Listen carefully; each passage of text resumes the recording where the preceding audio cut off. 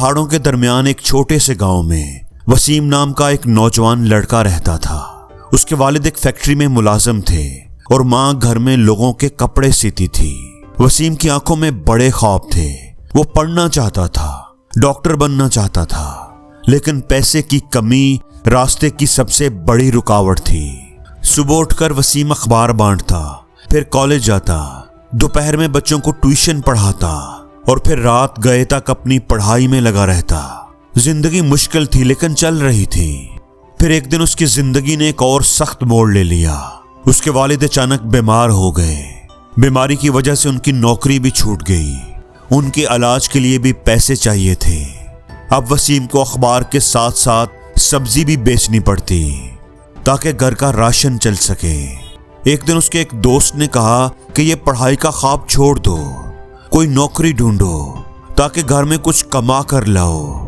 वसीम खामोश रहा, लेकिन उसके अंदर बहुत कुछ टूट चुका था। उसने सुन रखा था कि पहाड़ की चोटी पर एक बुजुर्ग रहते हैं जो अकेले वहां इबादत करते रहते हैं। अगले दिन छुट्टी थी। वो बगैर किसी को बताए उस बुजुर्ग के पास चला गया।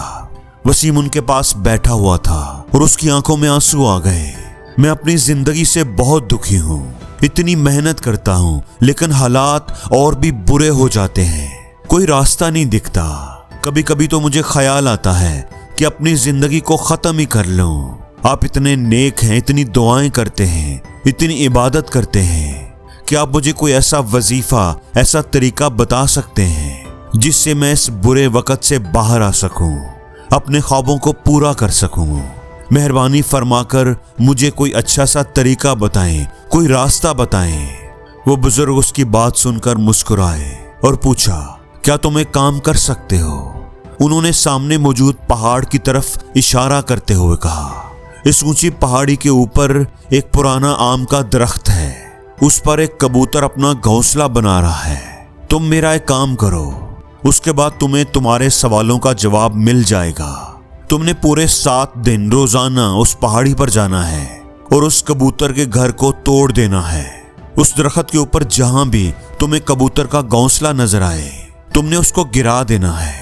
लेकिन याद रहे, तुमने कबूतर को कोई नुकसान नहीं पहुंचाना, ना ही उसे मारना है, ना जख्मी करना है। तुमने बस उसके घर को तोड़ना है। 7 दिन बाद जब तुम आओगे तो मैं तुम्हें तुम्हारी मुश्किल से निकलने का सही रास्ता बता दूंगा। अब तुम चले जाओ। वो नौजवान लड़का उस बात को समझने की कोशिश करते हुए वहां से चला गया।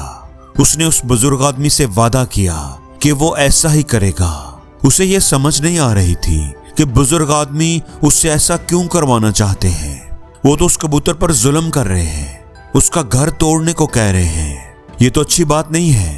आखिर कौन अल्लाह का नेक बंदा ऐसा करेगा? लेकिन चूंकि उसकी अपनी जिंदगी बड़ी मुश्किल में थी, वो उस मुश्किल हालत से निकलना चाहता था, तो उसने उस बुजुर्ग आदमी की बात मान ली। अगले दिन सुबह सवेरे उसने पहाड़ी की तरफ जाना शुरू कर दिया। जब वो पहले दिन पहाड़ी पर आम के दरख्त के पास पहुंचा तो उसने देखा कि आम के पेड़ की शाखों के दरमियान एक कबूतर अपना घोंसला बनाने की कोशिश में लगा हुआ था। वो एक साइड पर खड़ा होकर थोड़ी देर खामोशी से देखने लगा। कबूतर उड़ता हुआ जाता, कहीं से कोई तिनका उठा कर लाता और बड़ी महारत से उसे घोंसले के दरमियान टिका देता। वसीम ने दिल ही दिल में सोचा, ये इतनी मेहनत करके अपना घर बना रहा है, अपने और अपने बच्चों के रहने की जगह बना रहा है, और मैं उसे तोड़ दूं, कितना बुरा लगेगा, कितना गलत काम होगा ये। लेकिन फिर अपनी मुश्किल को याद करते हुए, अपने वादे को याद करते हुए, दिल पर पत्थर रखकर उसने घर को तोड़ना शुरू कर दिया। कबूतर घबरा गया, शोर मचाने लगा, इधर उधर हवा में उड़ने लगा, लेकिन वसीम ने कोई परवाह नहीं की। थोड़ी ही देर में पूरा घोंसला टूट गया। ये करने के बाद वसीम दुखी दिल के साथ घर वापस लौट आया। वो अंदर से बहुत दुखी था, परेशान था। रात को अपने बिस्तर पर लेट कर भी वो कबूतर के बारे में ही सोच रहा था। अब तो उसका घर तबाह हो चुका है, पता नहीं वो क्या करेगा, और अब वहां वापस जाने का क्या फायदा होगा, क्योंकि कबूतर का घोंसला तोड़ने के लिए तो बुजुर्ग आदमी ने कहा था, और वो काम तो मैं पूरा कर चुका हूं। अब वहां जाने से क्या हासिल। लेकिन फिर उसे याद आया कि उसने 7 दिन तक वहां जाने का वादा किया है, इसलिए उसे जाना ही होगा। ये सोचकर अगले दिन सुबह सवेरे उठकर उसने पहाड़ी की तरफ चलना शुरू कर दिया। पहाड़ी पर पहुंचकर वो आम के दरख्त के नीचे जाकर बैठ गया। अभी वो बैठा ही था कि उसने देखा कि कबूतर अपनी चोंच में एक तिनका लेकर उड़ता हुआ आ रहा है। वो ये देखकर हैरान हो गया कि कबूतर ने उसी जगह पर दोबारा घोंसला बनाना शुरू कर दिया था। वो फिर से एक एक तिनका जोड़ने में लगा हुआ था। वसीम को लगा कि ये कबूतर कितना बेवकूफ है, अभी कल ही मैंने इसका घोंसला तोड़ा है, अब ये फिर उसी जगह पर दोबारा घोंसला बना रहा है। ये सोचकर वो कबूतर की बेवकूफी पर हंसने लगा। उसने उस कबूतर का घोंसला फिर से गिराना शुरू कर दिया। वो कबूतर फिर शोर मचाने लगा, लेकिन वसीम ना रुका।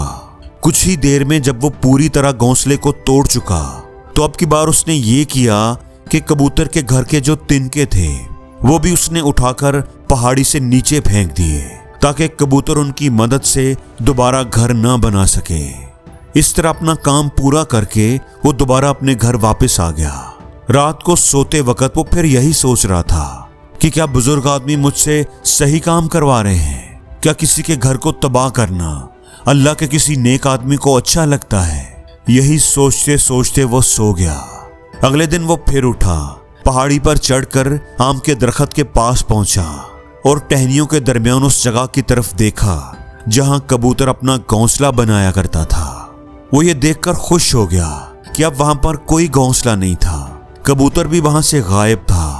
अब वसीम ने सोचा कि अब मेरा रोज आने का क्या फायदा, क्योंकि अब तो कबूतर भी यहां से चला गया है। यही सोचकर उसने तय किया कि वो यहां से सीधा उस बुजुर्ग आदमी के पास जाएगा और उनको ये सारी खबर बता देगा। वो वापस मुड़कर उस बुजुर्ग आदमी की झोंपड़ी की तरफ जाने ही लगा था कि उसकी नजर हवा में उड़ते हुए कबूतर पर पड़ी। वो तिनका लेकर आ रहा था। इस बार उसने अपना घोंसला शाखों के दरमियान एक नई जगह पर बनाया था, जहां से वो वसीम को नजर नहीं आ रहा था। वसीम ने सोचा कि शायद बुजुर्ग आदमी को पता था कि कबूतर अपना घोंसला बनाना नहीं छोड़ेगा, इसीलिए उन्होंने मुझे 7 दिन आने के लिए कहा था। ये सोचकर उसने कबूतर का नया घोंसला भी गिरा दिया। एक बार तो वसीम का दिल कमजोर पड़ गया, क्योंकि वो खुद भी दुखी था, उदास था, वक्त का मारा हुआ था। इसीलिए उसे उस कबूतर पर रहम आ रहा था। वो चाहता था कि वो उसकी मदद करे, लेकिन उल्टा वो उसे नुकसान पहुंचा रहा था।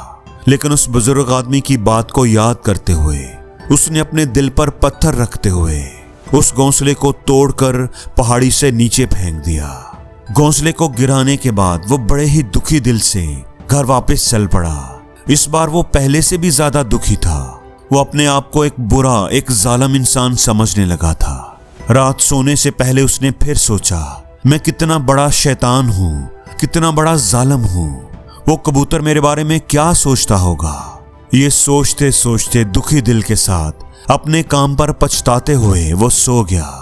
लेकिन अगले दिन फिर उसे पहाड़ी पर जाना ही था। जब वो पहाड़ी पर पहुंचा तो ये देखकर हैरान रह गया कि इस बार एक और जगह पर कबूतर ने अपना घोंसला बनाना शुरू कर दिया था। वो पहले से भी ज्यादा मेहनत से काम कर रहा था। उसने एक ही रात में पहले से भी ज्यादा बड़ा घोंसला बना लिया था। यह देखकर वसीम को लगा कि यह कबूतर किस मट्टी से बना हुआ है। मैं बार बार इसका घोंसला तोड़ रहा हूं, लेकिन ये फिर वहीं पर अपना घोंसला बना लेता है। इसको ये पता नहीं चल रहा कि मैं इसको यहाँ पर कभी बसने नहीं दूंगा। देखने में तो ये कबूतर छोटा सा है, लेकिन ये फिर भी मुझसे हार नहीं मान रहा। अब की बार उसे गुस्सा आ गया। उसने गुस्से में आकर उसके घोंसले को तोड़ना शुरू कर दिया। थोड़ी ही देर में वो पूरा घोंसला टूट चुका था। जब वसीम का गुस्सा ठंडा हुआ तो उसका दिल दुख से भर गया। वो रोता हुआ अपने घर की तरफ भाग गया। सारी रात वो सोचता रहा कि मैं इस कबूतर पर इतना जुल्म क्यों कर रहा हूं। मैं अब इससे ज्यादा जालिम नहीं बन सकता। यही सोचकर वो अगले दिन कबूतर के लिए थोड़े से चावल और दाने लेकर पहुंच गया। आज उसके दिल में कबूतर के लिए मोहब्बत थी। आज वो उसकी मदद करना चाहता था। जब वो वहां पर पहुंचा तो उसने देखा कि कबूतर एक बार फिर से अपने घोंसले को बनाने में लगा हुआ था। वसीम ने एक साफ सी जगह देखकर दरख्त के पास ही वो दाने, चावल और पानी रख दिया। अब वो रोज सुबह जाता, कबूतर के लिए चावल, दाना और पानी लेकर जाता और दरख्त के नीचे थोड़ी देर बैठकर वापस आ जाता। 7 दिन पूरे होने के बाद वो उस बुजुर्ग आदमी के पास वापस आया। जनाब, मुझे माफ कर दें, मैंने कबूतर का घोंसला तोड़ने की बहुत कोशिश की। मैंने उसका घोंसला तोड़ भी दिया, एक बार नहीं कई बार तोड़ा, लेकिन कबूतर हर बार अपना घर फिर से बना लेता था। 4 दिन के बाद मेरे अंदर हिम्मत नहीं रही। मैं इससे ज्यादा जालिम नहीं बन सकता। मैं अब उसके घोंसले को नहीं तोड़ पाया। मैं समझ सकता हूँ कि मैंने आपके साथ अपने वादे को पूरा नहीं किया और अब आप मुझे बदले में वो तरीका भी नहीं बताएंगे जो मुझे मेरे इस बुरे वक्त से निकाल सकता है। लेकिन मुझे इसकी कोई परवाह नहीं। मुझे लगता है कि मैंने जो किया है वो बिल्कुल ठीक किया है, इसलिए मैं अब आपसे इजाजत लेकर वापस जा रहा हूँ। ये सुनकर वो बुजुर्ग आदमी मुस्कुराए। उन्होंने कहा कि बेटा चले जाना, थोड़ा पानी तो पी लो, थोड़ी देर के लिए रुक तो जाओ। ये कहकर वो बुजुर्ग आदमी झोंपड़ी से उसके लिए पानी लेकर आए। पानी पिलाने के बाद उस बुजुर्ग आदमी ने पूछा कि मुझे बताओ तो सही, आखिर उस कबूतर का घोंसला तुम क्यों नहीं तोड़ पाए? वो कबूतर तो छोटा सा है, कमजोर है, और तुम इतने बड़े हो, इतने ताकतवर हो, तुम इस कबूतर का घोंसला भी नहीं तोड़ पाए? कहाँ है तुम्हारी ताकत और तुम्हारी समझदारी? क्या तुम उस कबूतर का भी मुकाबला नहीं कर पाए?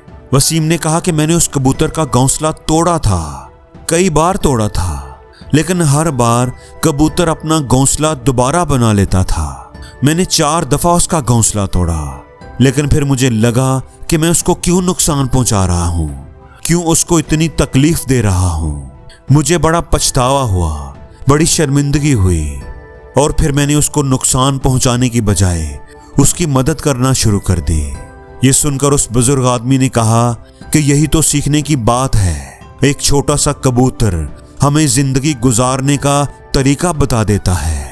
मैंने तुम्हें उस कबूतर का घर तबाह करने के लिए नहीं भेजा था, मैंने तुम्हें भेजा था कि तुम उस कबूतर से कुछ सीख लो, उसकी जिंदगी से कुछ सबक सीख लो जो तुम्हारे लिए तुम्हारी जिंदगी गुजारने में मदद करे। पहली सीख तुम इस कबूतर से ये ले सकते हो कि तुमने कितनी बार उनके घोंसले को तोड़ने की कोशिश की, कितनी ही तुमने कोशिश की, कितनी ही बार तुमने उसके घोंसले को तबाह किया, लेकिन फिर भी वो हर रोज नई उम्मीद के साथ तिनके जोड़ने लग जाता था। उसने कभी हार नहीं मानी। अगर वो हार मान लेता तो वो कबूतर तुम्हें वहां पर दोबारा ना मिलता।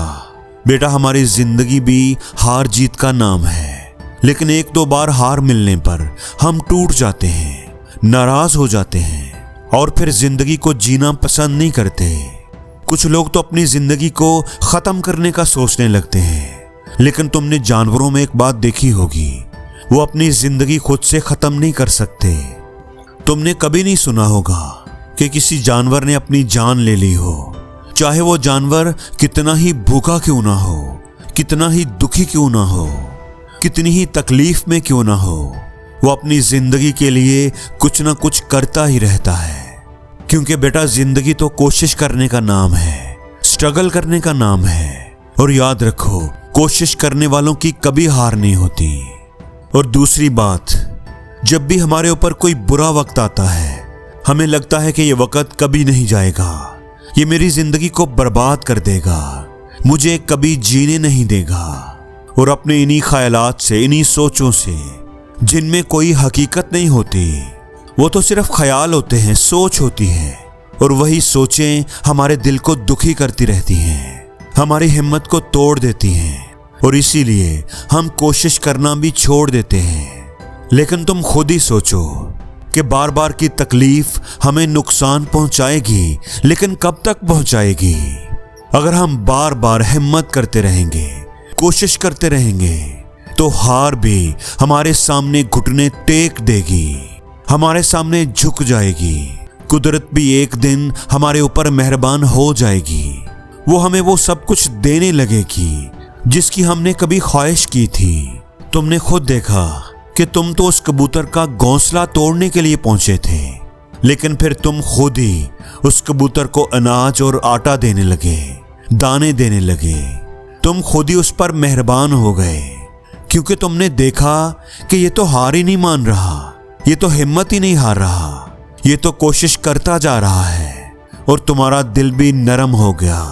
इसलिए अगर तुम भी अपनी जिंदगी से कभी हार नहीं मानोगे तो एक ना एक दिन तुम्हें वो सब कुछ मिलेगा जो तुम अपनी जिंदगी में पाना चाहते थे। कुदरत वो सब कुछ तुम्हारी झोली में डाल देगी। इसलिए इस कहानी के 2 सबक हमेशा याद रखना। पहला ये कि हमेशा कोशिश करते रहना, कोशिश करने वालों की कभी हार नहीं होती। और दूसरा, इस बात पर यकीन रखना कि एक ना एक दिन कुदरत तुम्हारी इस कोशिश का इनाम जरूर देगी और तुम्हें वो सब कुछ मिलेगा जो तुम्हारी चाहत है। कुदरत खुद ही वो सब कुछ तुम्हारी झोली में डाल देगी अगर तुमने हिम्मत ना हारी। और जिंदगी में हर रोज कुछ नया सीखो, नया सोचो, नया करो, लर्न करो।